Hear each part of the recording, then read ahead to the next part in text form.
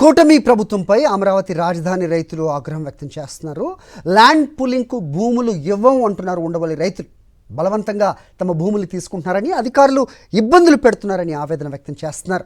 అభివృద్ధి పేరుతో రైతులను ఇబ్బంది పెడుతున్నారని మండిపడుతున్నారు. భూముల్ని రక్షించుకోవడానికి న్యాయ పోరాటానికి దిగక తప్పదని చెప్తున్నారు. సమస్యలపై వైఎస్ జగన్ను కలిస్తే టీడీపీ నేతలు దాడి చేయటం హేయమైన చర్య అని ఆగ్రహం వ్యక్తం చేస్తున్నారు.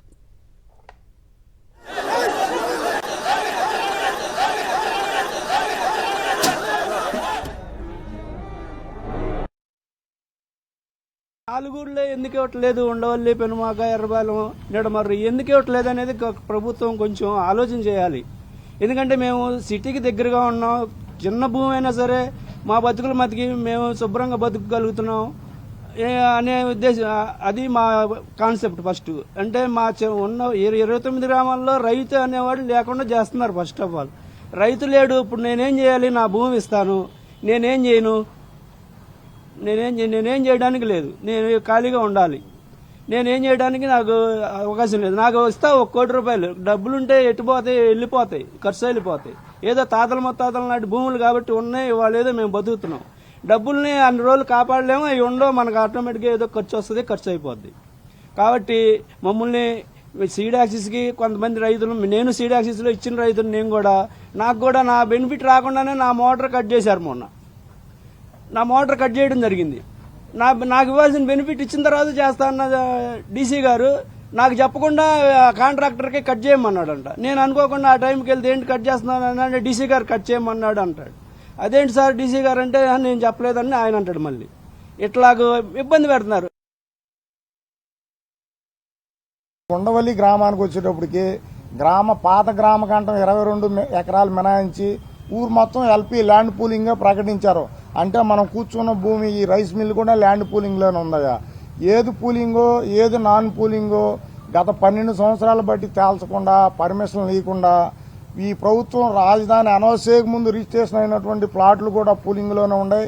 వాటిని మినహాయించట్లేదు. ఎన్నిసార్లు అడిగినా ఆ భాగంలో నేను కూడా ఒక బాధితుడిని. 15-20 సార్లు సిఆర్ ఆఫీస్కి వెళ్ళి నా ప్లాట్ రాజధాని రాకముందు కొనుక్కొని రిజిస్టర్ చేయించుకున్నానయ్యా, నేను ఇల్లు గేదెలకు పాక వేసుకుని అని అడిగితే వెళ్ళినప్పుడు అప్లికేషన్ పెడతాం, ఒకరి మీద ఒకరు చెప్పుకోవడం. ఇప్పుడు లాస్ట్ గుంటూరు బొమ్మంటున్నారు నన్ను కూడా.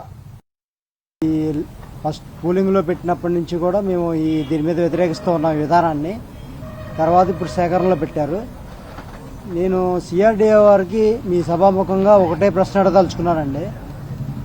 29 గ్రామాల్లో 90% 33,000 ఎకరాల్లో 2,777 ఎకరాలకు మాత్రమే నోటిఫికేషన్ ఇచ్చారు. అంటే 90% భూమి వచ్చేసింది, మీకు 10% భూమి మిగిలింది. 90% భూమి వచ్చినప్పుడు 10% భూమి వదిలేయచ్చు కదా. ఈ రైతులను ఎందుకు ఇబ్బంది పెడుతున్నారు? 10% భూమి కోసం 10% భూమి ఆగిపోతే డెవలప్మెంట్ ఆగిపోయిద్దా? ఆగదుగా. 90% భూమి ఇచ్చినప్పుడు 10% భూమిని రైతులకు వదిలిపెట్టడం తప్పేం లేదు. ప్రభుత్వానికి చిత్తశుద్ధి ఉంటే సీడీ యాక్సెస్ రోడ్డుకైనా ఎవరైనా వాళ్ళ హక్కు కోసం కోర్టులకు వెళ్ళి ఇంకో రకంగా అభ్యంతరాలు పెట్టుంటే వాళ్ళతో సంప్రదింపులు జరిపి వాళ్ళు సంతృప్తికరమైన ధర ఇచ్చి వాళ్ళ దగ్గర ఆ భూమిని తీసుకుని సీడీ యాక్సెస్ రోడ్డుని పూర్తి చేసుకుని మిగతా నోటిఫికేషన్లన్నీ రద్దు చేసి ఈ రైతులకందరికీ ఇలా మాలాంటి ప్లాట్లు కొనుక్కున్న వాళ్ళందరికీ ఉపశమనం కలిగించడం అనేది ప్రభుత్వ కనీస బాధ్యత. అవి చేయట్లేదు. పైగా ఎవరికి అన్ని ట్రాన్సాక్షన్స్ అన్ని ఆపేసేసి రిజిస్ట్రేషన్ చేయకుండా ఉండటం వలన పిల్లలకి ఇచ్చుకోవడానికి కానీ, అన్నదమ్ముల మధ్య వాటాలు పంచుకోవడానికి కానీ, ఎవరన్నా అత్యవసరం అయితే అమ్ముకోవడానికి కానీ ఏ అవకాశాలు లేకుండా చాలా ఇబ్బంది పెట్టడం జరుగుతుంది. ఇదంతా ప్రభుత్వం వారికి తెలిసే కనీసం ఇన్ని నెలలుగా జరుగుతున్నప్పుడు వ్యతిరేక ప్రచారం ఎవరో ఇవ్వట్లేదు కొన్ని గ్రామాల వాళ్ళు అని చెప్తున్నారు తప్పితే ప్రభుత్వం వారి వైపు నుంచి చేయాల్సింది చేయలేదనేది వాస్తవం.